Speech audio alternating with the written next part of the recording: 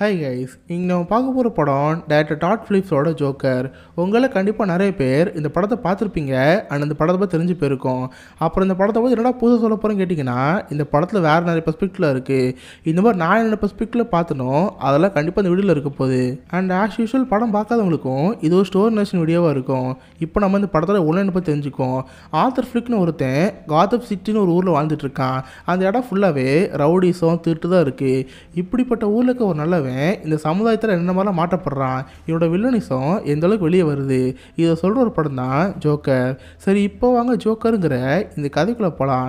படத்தோட ஸ்டார்டிங்கே நம்ம ஹீரோவான ஆத்தர் ஃப்ளிக் காமிக்கிறாங்க. ஆத்தர் ஃப்ளிக் ஒரு காமெடி கம்பெனியில் வேலை பார்த்துட்டு இருக்கான். அதாவது ஒவ்வொரு கடைக்கு முன்னாடி வேடிக்கை ட்ரெஸ் போட்டு அதுக்கான ப்ரொமோஷன் பண்ணுறது, இந்த மாதிரி வேலை பார்க்குறவன். இப்போ கூட அதுக்காக ஒரு காமெடி மேக்கப் போட்டுட்டு இருக்கான். பட் அவன் சிரிக்கலான்னு பார்க்குறான், அவன் கண்ணிலேருந்து கண்ணீராக வந்துட்டு இருக்கு. ஏன்னா ஆத்தர் ஃப்ளிக்கு ஒரு சைக்கலாஜிக்கல் டிசார்டர் இருக்குது. அவன் எப்போ ரொம்ப டென்ஷனாக ஆகிறானோ அப்போலாம் அவனே எதுவும் சிரிக்க ஆரம்பிச்சிடான். அவனே நினச்சாலும் அவனால் சிரிப்பை கட்டுப்படுத்த முடியல.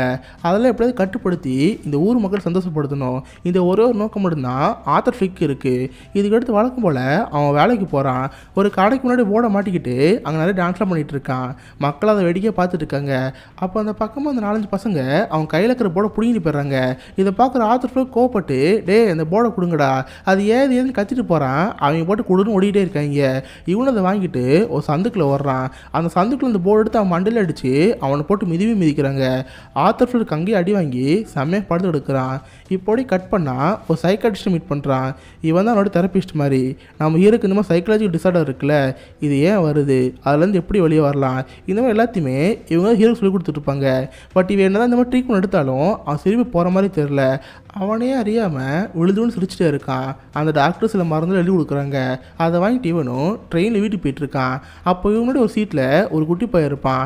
ஆக்சுவலாக அந்த உலகத்தையும் சிரிக்கணும்னு நினைக்கிறவங்க இந்த மாதிரி குழந்தைகளை பார்த்து அவனுக்கு ரொம்ப பிடிக்கும். அதனால் அந்த குழந்தைய அவன் அடிப்பால் சிரிக்கலாம் பார்த்துட்டு இருக்கான். அதை பார்த்து அந்த குழந்தை சிரிச்சிட்டு இருக்கு. பட் இதை பார்க்குற அந்த குழந்தையோட அம்மா, டே யாரா நீ, உன்னை பார்க்க திருட மாதிரி இருக்கே, என் பையன்கிட்ட என்ன பண்ணேன்னு சொல்லிட்டு அந்த அம்மா திட்ட ஆரம்பிச்சுறாங்க. இவன் ஆல்ரெடி டென்ஷனால என்ன ஆவான், சிரிக்க ஆரம்பிச்சிடும்ல. அதே மாதிரி அந்த ட்ரெயினில் எல்லாரும் பக்கம் சிரிச்சிட்டு இருக்கான். இதை பார்த்து இந்த அம்மாவுக்கு டென்ஷன் ஆயிடுது. ஏண்டா நானும் ஜோக்கா சொல்லிட்டு இருக்கேன், ஏன்டா சிரிக்கிறேன்னு கேட்குறப்ப இவங்ககிட்ட ஒரு கார்டு இருக்கும். அது அந்த அம்மா கிட்ட கொடுக்குறான்.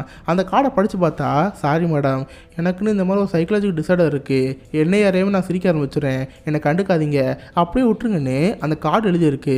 இதை பார்த்து அந்த அம்மாவை எதுவுமே கண்டுக்காம அமைதியாக உட்காந்துருக்காங்க. இவன் ட்ரெயினில் போகிறது ஃபுல்லாக பக்கன்னு சிரிச்சிட்டே போகிறான். இதுக்கடுத்து நம்ம ஹீரோ மெதுவாக அவனோட வீட்டுக்கு போகிறான். வீட்டுக்கு போகிறதுக்கு முன்னாடி அவன் வீட்டில் ஒரு லெட்டர் பாக்ஸ் இருக்கும். அது திறந்த லெட்டர் இருக்கான்னு பார்க்குறான். உள்ளே எந்த ஒரு லெட்டர் இருக்காது. இதுக்கடுத்து நம்ம ஹீரோ அவனோட வீட்டுக்கு போகிறான். இவனுக்குன்னு இருக்கிறது அவங்க அம்மா மட்டும்தான். இவனுக்கு அவங்க அம்மானா அவ்வளோ பிடிக்கும். அவன் வெளியே எவ்வளோ கஷ்டப்பட்டாலும் சரி, எவ்வளோ அடி வாங்கினாலும் சரி, அதெல்லாம் மறந்து ரொம்ப ஜாலியாக அவங்க அம்மாட்ட பேசிகிட்டு இருப்பான்.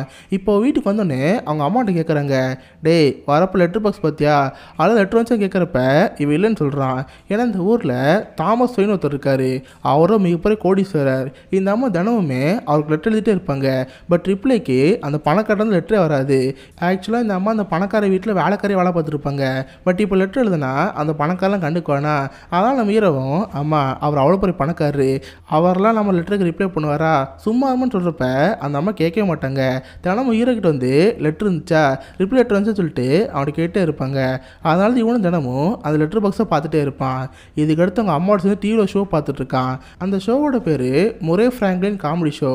இவர் அந்த ஊருக்கு ஒரு மிகப்பெரிய காமெடியன். இவரோட ஷோக்கு நம்ம ஒரு மிகப்பெரிய ஃபேன். அந்த ஷோ பார்த்துட்டே இருக்கிறப்ப நம்ம ஹீரோக்கு ஒரு கற்பனை வந்துடும். அதாவது அந்த ஷோக்குள்ளே நம்ம இருந்தால் எப்படி இருக்கும், அந்த மாதிரி நினச்சி பார்க்க ஆரம்பிக்கிறான். அந்த முறை ஃப்ராங்க்லிங்கிறாலும் வழக்கமாக ஸ்டாண்டப் காமெடி பண்ணிகிட்டு இருக்காரு. அதுக்கடுத்து இந்த கூட்டத்துக்கு ஹீரோவை பார்த்து, எந்திரி, உன்னை பார்க்க ரொம்ப நல்லவமாக தெரியுது, உன் வாழ்க்கையில் இருக்க லட்சியம் என்னன்னு கேட்குறப்ப நம்ம எல்லாரும் எடுத்து பேச ஆரம்பிக்கிறான். ஆக்சுவலாக எங்கள் அம்மாவை ரொம்ப பிடிக்கும். எங்கள் அம்மாவுக்கு அவ்வளோ நோய் இருக்குது. பட் தான் ரொம்ப கஷ்டப்பட்டு நான் எங்கள் அம்மா பார்த்துட்ருக்கேன். எங்கள் அம்மா அடிக்கடி எங்கிட்ட சொல்லிட்டே இருப்பாங்க, இனிமேல் நமக்கு எவ்வளோ கஷ்டம் இருந்தாலும் சரி, சுற்றி இருக்கிற மக்களை எப்போ சந்தோஷப்படுத்தணும்னு, செய்ய வேலையே மக்கள் சந்தோஷப்படுத்தணும், அவங்கள எப்பவுமே சிரிப்பு இடத்துல மூழ்க வச்சுருக்கணும். இந்த மாதிரி நம்ம ஹீரோ எல்லாரும் ஸ்பீச் கொடுத்துட்ருக்கான். இதை பார்க்குற மக்களும் நம்ம ஹீரோக்காக கைத்தறிட்டு இருக்காங்க. ஆக்சுவலாக இது எல்லாமே நம்ம ஹீரோவோட கனவு. போகுது. இந்த மாதிரி நம்மளும் ஒரு நாள் ஸ்டேஜுக்கு போவோம், நம்ம சொல்கிற ஜோக்குக்கு மக்களாக சிரிப்பாங்க. இந்த மாதிரி நினச்சிட்டு அவன் நைட்டு படுத்து தூங்குறான். இதுக்கப்புறம் அடுத்த நாள் காலை திரும்ப அவன் வேலைக்கு போகிறான். அப்போ கூட வேலை பார்க்குற இன்னொரு ஆள் வந்து நம்ம ஹீரோக்கிட்ட ஒரு பார்சல் கொடுக்குறாரு. அது என்ன எடுத்து பார்த்தா உள்ள ஒரு கண்ணு புல்லட் இருக்கு. ஏய், என்ன புதுசாக கண்ணில் கொண்டு வந்துருக்க, இது எதுக்கு எனக்கு கேட்குறப்ப நீ வச்சுக்கோ, நேற்று தான் 4-5 பேர் அடிச்சாங்களாமே, இந்த மாதிரி கன் இருந்தால் உனக்கு சேஃப்டியாக இருக்கும், சும்மா வச்சுக்கோன்னு சொல்கிறப்ப நம்ம ஹீரோ வாங்கிக்கிறான். கொஞ்ச நாள் கழிச்சு நம்ம ஹீரோவை அந்த கம்பெனியோட ஓனர் கூப்பிட்றாரு. என்ன நம்ம ஹீரோ பார்க்க போனால் அவர் நம்ம ஹீரோ திட்டிகிட்டு இருக்காரு. நேற்று நம்ம ஹீரோ கிட்ட இருந்து கடையோட போட பிடி இனிப்பு உடச்சிருப்பாங்களே, அதுக்காக அந்த ஓனர் காசு திரும்ப கேட்குறாரு. பட் நம்ம ஹீரோட காசு கிடையாது. அதனால் இந்த மாதிரி சம்பளத்தில் உன் காசை பிடிச்சிக்கன்னு சொல்கிறாரு. இதை பார்த்து நம்ம ஹீரோ கோவம் வருது. ஏன்னா அத்தனை பேர் இவனை போட்டு அடிச்சிருக்காங்க, அதை பார்த்து அவர் கேட்க முடிக்காரு. சும்மா அந்த சைன் போர்டு உடஞ்சதுக்கு நம்ம கூட காசு கேட்குறாரு. இந்த ஒரு கோவத்தில் நம்ம ஹீரோ அவனுடைய வீட்டுக்கு போயிட்டுருக்கான். வழக்கமாக லெட்டர் பாக்ஸ் செக் பண்ணி பார்க்குறான். அந்த ஆள்கிட்ட எந்த லெட்டரும் வந்திருக்காது. இதுக்கடுத்து லிஃப்ட் ஏறி அவன் ரூமுக்கு படம் பார்த்துட்டு இருக்கான். அப்போ அதே லிஃப்ட்டில் ஒரு பொண்ணு நின்றுட்டு இருக்கா. இவளோட பேர் சோஃபி. இவ தான் அந்த படத்தோட ஹீரோயின். நம்ம ஹீரோக்கு அந்த பொண்ணு ரொம்ப பிடிக்கும். தினமும் தூரத்தில் சைட் அடிச்சுட்டு இருந்திருப்பான். இப்போ அந்த பொண்ணு பக்கத்தில் இருக்கிறப்ப அந்த பொண்ணை பேச ஆரம்பிக்கிறான். அந்த பொண்ணு நம்ம ஹீரோ ரொம்ப பிடிச்சிருக்கு. 2 பேரும் நல்லா ஜாலியாக பேசிகிட்டு இருக்காங்க. பட் அந்த பொண்ணுக்கு ஒரு குழந்தை வேறு இருக்குது. பட் அதெல்லாம் கண்டுக்காம ஆத்தர் ஃப்ளேக் அந்த பொண்ணு சகஜமாக பேசிகிட்டு இருக்கான். இதுக்கடுத்து வீட்டுக்கு போய் அவங்க அம்மா குளிப்பாட்டிகிட்டு இருக்கான். அவங்க அம்மா திரும்ப உனக்கு கேட்குறாங்க, டேய் இன்னைக்கு லெட்டர் பாக்ஸ் செக் பண்ணியா, அந்த ஆள்கிட்ட லெட்டர் வந்துச்சா கேட்குறப்ப அதெல்லாம் வரலம்மா, பேசாமல் குளின்னு அவங்க அம்மா படுக்க வச்சிடறான். அந்த அடிக்கடி ஜோக்கருக்கு அவன் மனசு தள்ளாட ஆரம்பிச்சிடும். அவன் எப்போல்லாம் சந்தோஷமாக்க ஆரம்பிக்கிறானோ அப்போல்லாம் அவனே எல்லாம் டான்ஸ் ஆட ஆரம்பிப்பான். அந்த மாதிரி வீட்டில் உட்காந்து அவன் பா டான்ஸ் ஆடிட்டு இருக்கான். இதுக்கப்புறம் அடுத்த நாள் காலையில் சோஃபி ஃபாலோ பண்ண ஆரம்பிக்கிறான். சோஃபியோட பொண்ணு ஸ்கூலோட போவா. சிவனு பின்னா இருந்து அந்த பொண்ணு எங்கெங்கெல்லாம் போகிறா. இந்த மாதிரி நம்ம ஹீரோ ஃபாலோ பண்ணிட்டே இருப்பான். இதுக்கடுத்து அங்கேருந்து இன்னொரு காமெடி ஷோ போவான். அந்த ஊரில் போகணும்னு சின்னதாக ஒரு காமெடி ஷோ இருக்கும். அங்கே உட்காந்துட்டு அங்கே ஜோக்கெல்லாம் பார்த்துட்டு இருப்பான். இதுக்கடுத்து வீட்டில் உட்காந்து நாளைக்கு என்ன ப்ரிப்பேர் பண்ணலான்னு வச்சுட்டு இருக்கான். அப்போ வீட்டோட கதவை யாரோ தட்டுற மாதிரி இருக்குது. திறந்து பார்த்தா சோஃபி தான் வந்திருக்கா. சோஃபியை பார்த்தா எனக்கு அவ்வளோ ஹாப்பியாக இருக்குது. ஹே என்னாச்சு, எதுக்கு இங்கே வந்திருக்குன்னு கேட்குறப்ப அதை நான் தான் கேட்கணும். நான் காலையில் எங்கெங்கே போகிறேன்னு நான் ஃபாலோ பண்ணிட்டு வந்தியே, எதுக்குன்னு கேட்குறப்ப சும்மா தான் நீ இல்லாத யாராவது பார்த்து உன் வீட்டிலேருந்து திருடலான்னு பார்த்தேன். இந்த மாதிரி நம்ம வீடு ஜோக் பண்ணுற மாதிரி பேசுகிறப்ப அந்த பொண்ணு ஃபன் எடுத்து அங்கேருந்து போயிடுறா. இதுக்கப்புறம் நம்ம வீடு காலையில் ஒரு ஹாஸ்பிட்டல் போகிறான். அந்த இடத்துல கேன்சர் வந்து நிறைய சின்ன பசங்களாம் இருப்பாங்க. அவங்கள ஹாப்பி ஆக்கிறதுக்கு இவன் கோமனமாக டான்ஸ் ஆடணும். அந்த மாதிரி பாட்டெலாம் போட்டு இவன் செம்ம டான்ஸ் ஆடிட்டு இருக்கான். அப்போ தெரியாதனமா அவன் பாக்கெட்டில் இருக்கான்னு கீழே விழுந்துருது. இதை பார்த்து அந்த பசங்களாம் பயந்து போயிடுறாங்க. பட் நம்ம ஹீரோ கோமாளமாக நடித்து அந்த பசங்களை எப்படி சமாதானப்படுத்திடுறான். பட் இந்த விஷயம் அவன் ஓனருக்கு தெரிய வந்திருக்கும். அவன் ஓனர் நம்ம ஹீரோ கால் பண்ணி, டேய் இந்த மாதிரி குழந்தைங்களுக்கு ஹாஸ்பிட்டலுக்கு கண்ணு கொண்டு போயிருக்கியா, அவ்வளோதான் உன்னை வேலை விட்டு ஃபயர் பண்ணிட்டேன், இனிமேல் இந்த வேலை இருக்கக்கூடாதுன்னு சொல்கிறப்ப சார் ப்ளீஸ் சார் எனக்கு இந்த வேலை ரொம்ப பிடிக்கும் சார், அது ஒன்றும் உண்மையான கண்ணில் சார், அது சும்மா ஒரு ப்ராப்பர்ட்டி தான், சும்மா தான் எட்டு போன்னு சொல்கிறப்ப சும்மா எட்டு போனியா, நடிக்காதடா, ஒரு வாரத்துக்கு முன்னாடி தான் உன் ஃப்ரெண்டு என்கிட்ட சொல்லிட்டான் இந்த மாதிரி நீ ஏதோ கண்ணு கேட்டியா உங்கள்கிட்ட கொடுத்துருக்கானா, நீ போய் சொல்லாத, உன்னை வேலை விட்டு தூக்கிட்டோன்னு அவர் ஓனை திட்டு அனுப்புகிறாரு. இதை பார்த்து நம்ம வீடு செம்ம கடுப்பாயிருது. ஏன்னா அவன் ஃப்ரெண்டாக தான் வந்து நம்ம வீடு கண்ணு கொடுத்தான். பட் ஓனர்கிட்ட ஹீரோ தான் ஒரு வாரத்துக்கு முன்னாடி கேட்டான், அதனால தான் கொடுத்தேன்னு போய் சொல்லி வச்சுருக்கான். இந்த ஒரு கடுப்பில் நம்ம ஹீரோ ட்ரெயினில் உட்காந்து போயிட்டுருக்கான். அப்போ இவருக்கு கம்பார்ட்மெண்ட்டில் 4-5 பசங்க உட்காந்துட்டு இருப்பாங்க. அதே கம்பார்ட்மெண்ட்டில் ஒரு பொண்ணு உட்காந்துருப்பா.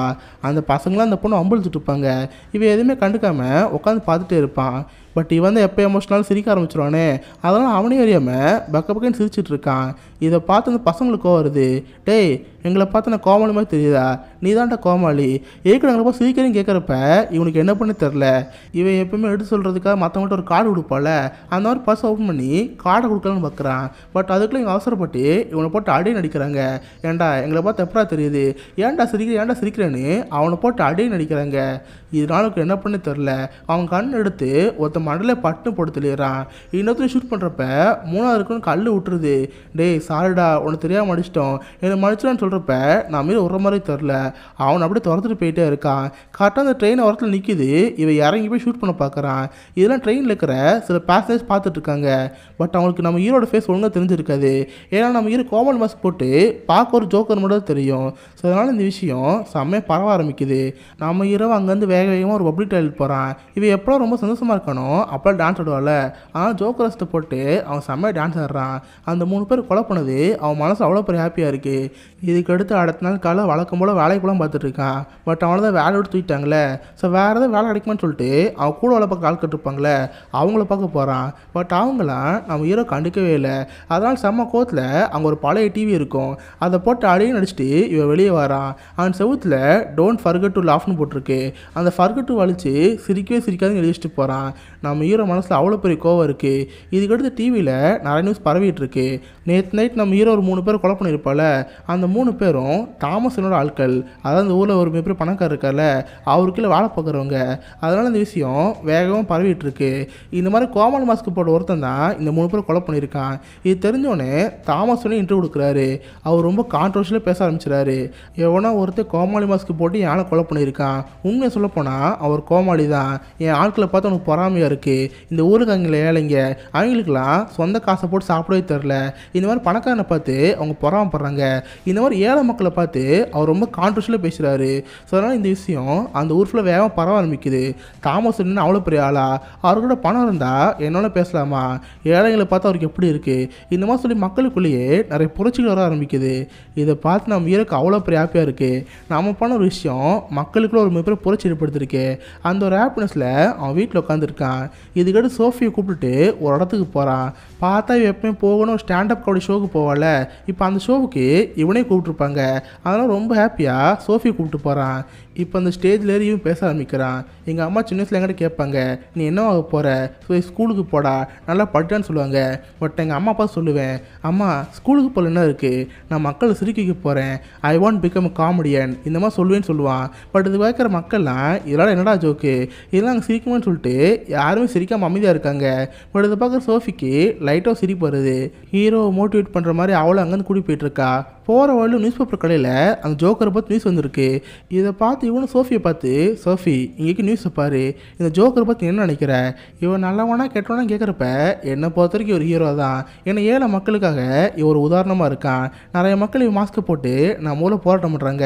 ஸோ கண்டிப்பாக ஒரு ஹீரோ தான் சொல்லிட்டு சோஃபி சொல்கிறா. இதை கேட்டவனுக்கு இன்னும் மோட்டிவேட் ஆகுது. ஸோ நம்ம போன விஷயத்தினால மக்கள் இவ்வளோ இன்ஃப்ளூயன்ஸ் ஆகிறாங்களா. இந்த ஒரு ஹாப்பினஸில் வீட்டுக்கு போகிறான். அவங்க அம்மா கட்டி பிடிச்சிட்டு, அம்மா எங்கோ டான்ஸ் ஆடு, இன்றைக்கி உன் பையன் ஒரு ஸ்டேஜில் ஷோ பண்ணான், எங்கோ டான்ஸான்னு சொல்லிட்டு அவங்க அம்மாவும் டான்ஸ் ஆடிட்டு இருக்கான். இதுக்கடுத்து அவங்க அம்மா ரெஸ்ட் ரூம் போகிறாங்க. அப்போ அவங்க டேபிளில் ஒரு லெட்டர் இருக்கும். ஆக்சுவலாக இவங்க தினமும் அந்த தாமஸ் எனக்காக லெட்டர் எழுதிட்டே இருப்பாங்களே. ஆனால் ஒரு நாள் கூட இவன் லெட்டர் படித்து பார்த்ததே இல்லை. அப்படி நம்ம அம்மா என்ன தினமும் லெட்டர் எழுதிட்டு இருக்கு. அதை தொடர்ந்து பார்ப்போன்னு இவன் லெட்டர் எடுத்து படித்து பார்க்குறான். பார்த்தா நம்ம ஹீரோக்கு ஒரு மிகப்பெரிய ஷாக்கு.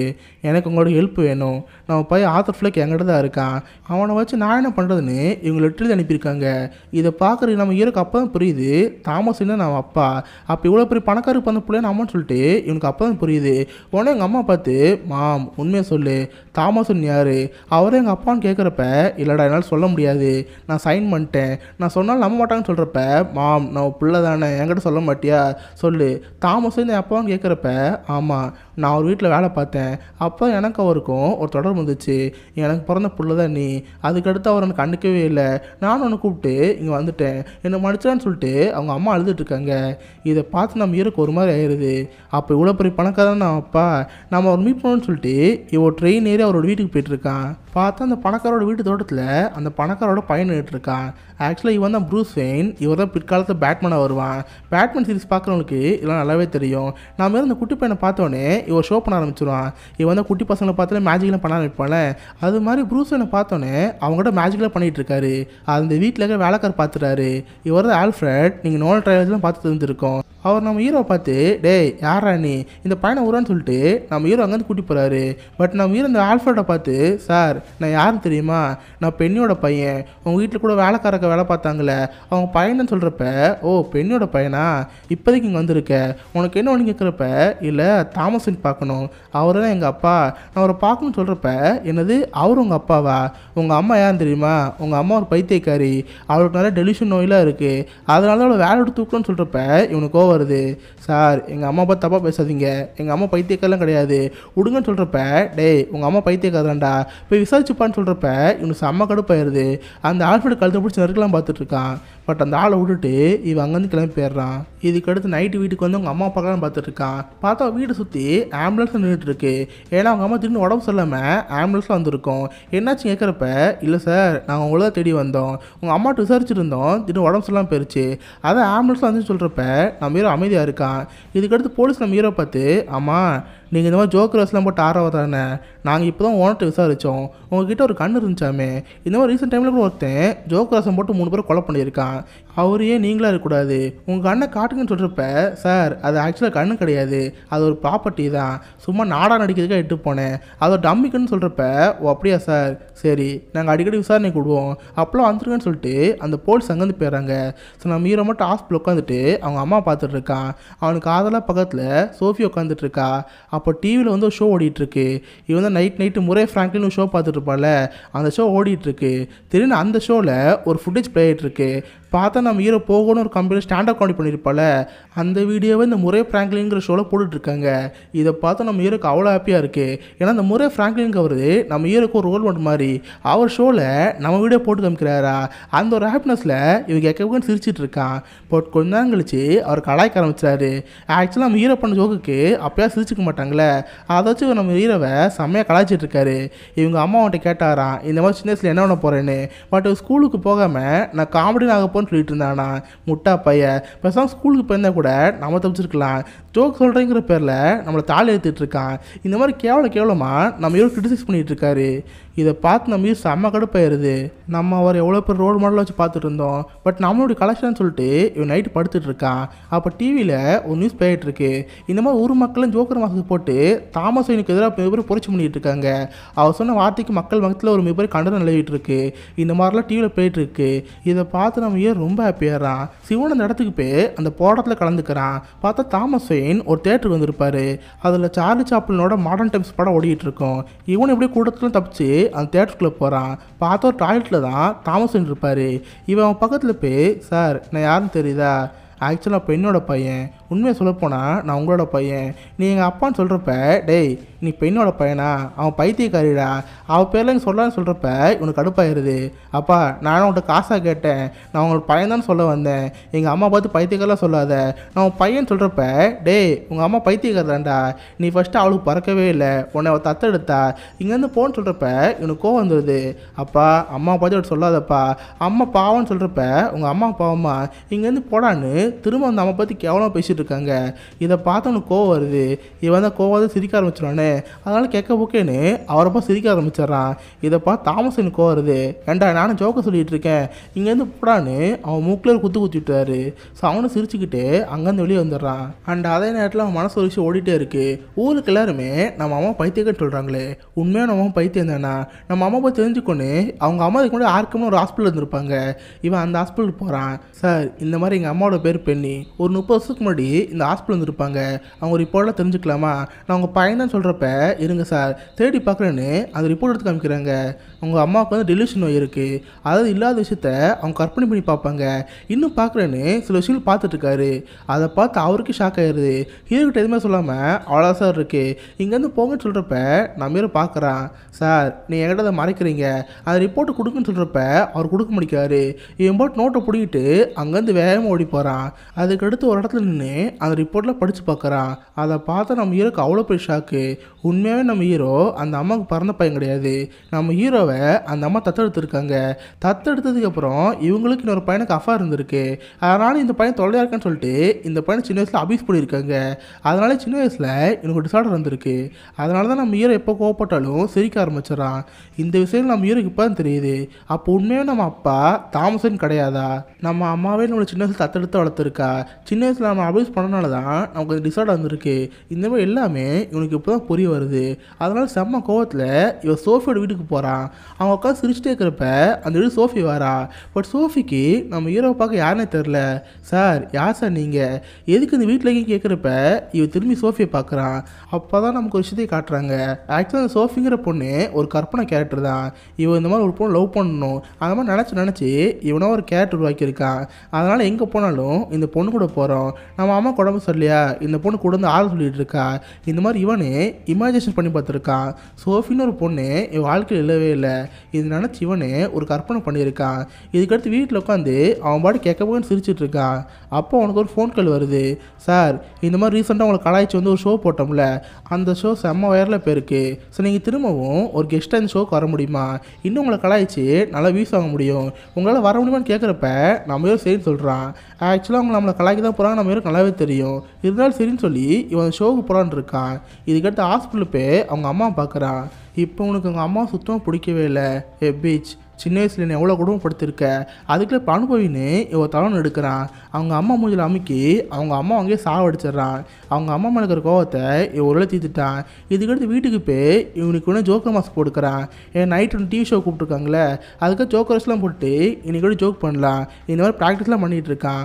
அப்போ ஒரு வீட்டோட கதவை யாரை தட்டுறாங்க பார்த்தா நம்ம ஈரக்கிட்ட கண்ணு கொடுத்துருப்பால, அதுப்போ அதே கமெண்டில் குள்ளமாக நபர் இருப்பார். அவங்க ரெண்டு பேரும் அந்த வீட்டுக்கு வராங்க. நம்ம ஹீரோட அம்மா இறந்து போயிருப்பாங்களே, அதுக்காக ஆறுதல் சொல்கிறதுக்காக வந்திருக்காங்க. நம்ம ஹீரோ அவங்களை உள்ளே அனுப்புகிறான். பட் அவன் அந்த ஆள் மேலே செம்ம கடுப்பில் இருக்கான். ஏன்னா இன்றைக்கி அவனே தான் கண்ணை கொடுத்து ஓனர்கிட்ட மாற்றி சொல்லியிருப்பான்.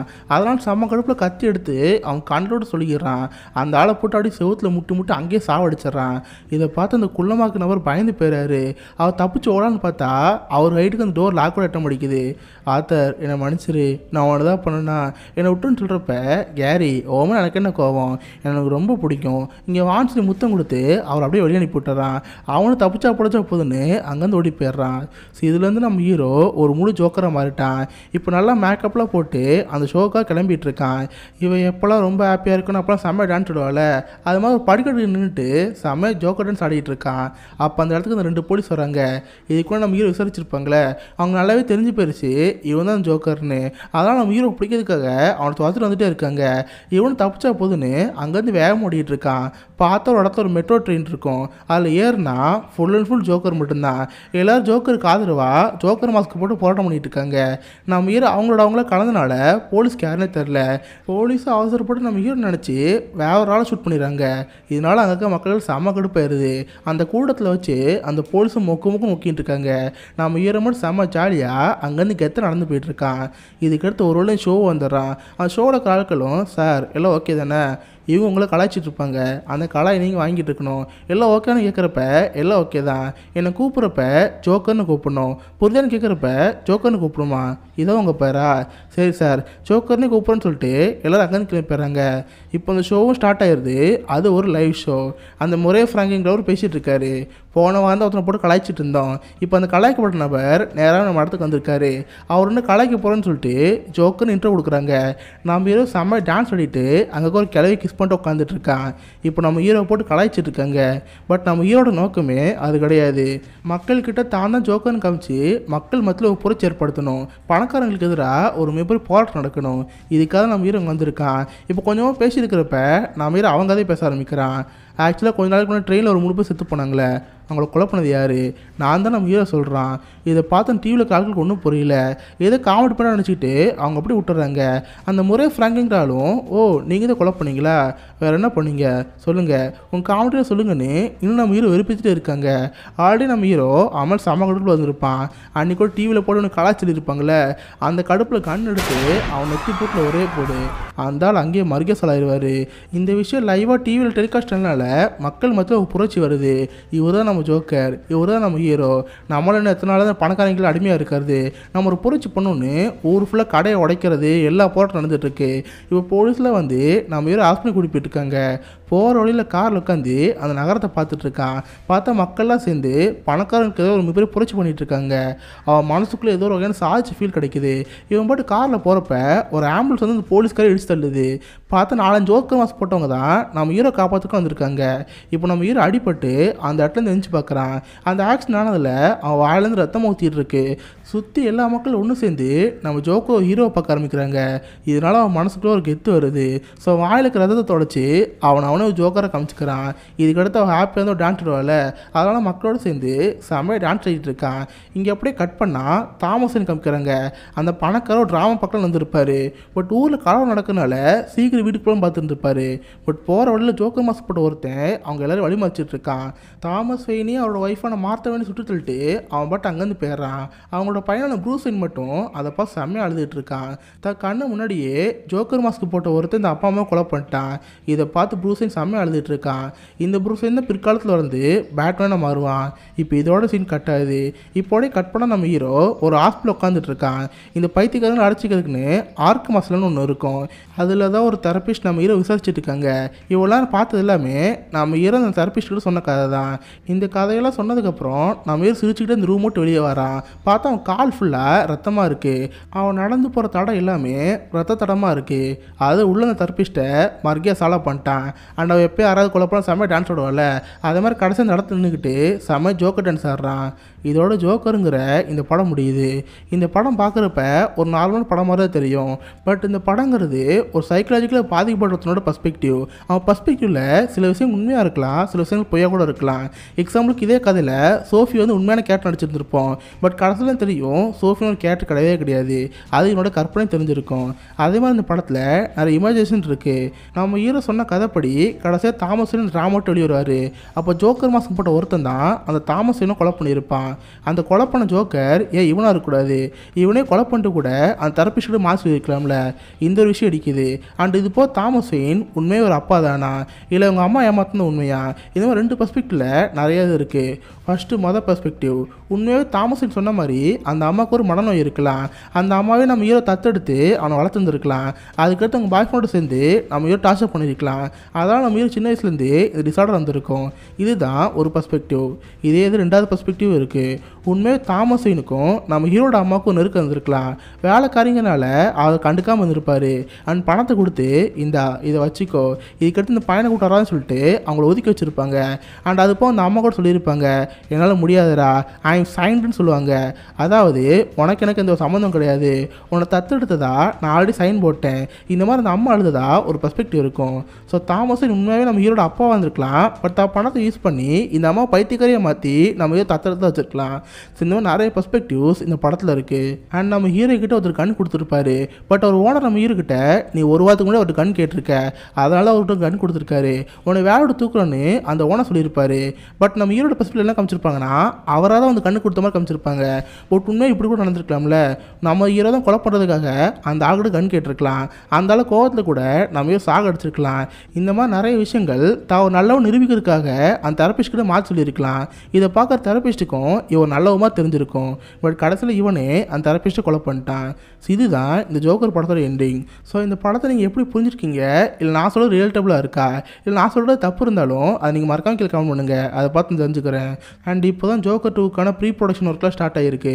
ஸோ பார்ட் வந்ததுக்கப்புறம் இன்னும் நிறைய விஷயங்கள் நமக்கு தெரிய வரும். ஜோக்கருங்கிற யார், இந்த ஆர்தர் ஃபிளிக்ங்கிற கேரக்டர் எப்படிப்பட்டது, இந்த மாதிரி நிறைய விஷயங்கள் தெரிய வரும்.